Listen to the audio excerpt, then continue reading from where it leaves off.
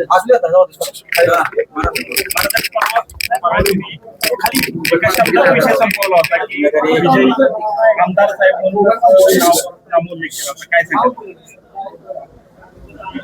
एक लक्षात घ्या की ज्या वेळेस निर्णय होतो तो काय माझ्यामुळे होत नाही. जेवढे म्हणून आमदार आहेत ह्या संपूर्ण जिल्ह्यात त्या सर्वांनी बसून हा निर्णय घेतला आणि त्यामुळं आज या ठिकाणी माझे अत्यंत जवळचे मित्र आज आमदार म्हणून ते विजयी झाले आणि भरपूर खूप मनापासून आनंद होतो.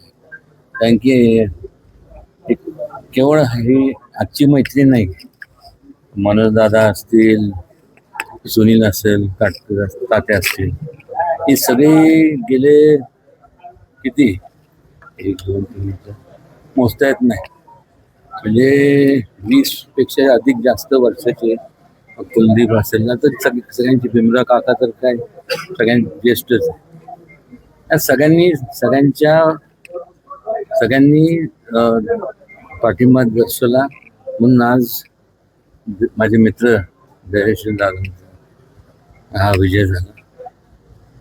जय विजय होत असतात, पण आज आनंद एवढा वाटतो की आज माझ्या एका मित्राचा त्या पदावर बघताना खूप खूप मनापासून, म्हणजे त्या शब्दात वर्णन करू शकत नाही एवढा आनंद होतो. दादा तुम्ही आमदार राहणार, तुम्ही म्हणाला होता की हा, जिल्ह्यातील सर्व, मगाशीच मी म्हटल्याप्रमाणे जिल्ह्यातील सर्व नेत्यांनी, त्यामध्ये प्रामुख्यानं छत्रपती उदयन महाराजांनी आदरणीय मुख्यमंत्री देवेंद्र फडणवीस साहेब यांच्याकडं माझ्या उमेदवारीसाठी शब्द टाकला होता. आमचे मित्र, आमचे सहकारी सुनील काटकर तात्या हे महाराजांचे निष्ठावान मावळे आहेत, तेही इच्छुक होते. आणि मग तरीही महाराजांनी तात्यांना सांगितलं, आणि राजकारणामध्ये थोडे पुढं पाठीमागं सरावं लागतं, त्या पद्धतीनं सुनील तात्या मोठ्या मनानं मागं सरले आणि त्यांनीही मला पाठिंबा दिला. महाराजांनी माझं नाव वर कमिटीला दिलं, त्यामुळं माझं नाव जिल्ह्यातून फायनल झालं. त्यांनी त्यांच्या नगरसेवकांच्या बैठकीमध्ये सुद्धा महाराजांनी, शिवेंद्रबाबांनी तसं सांगितलं होतं.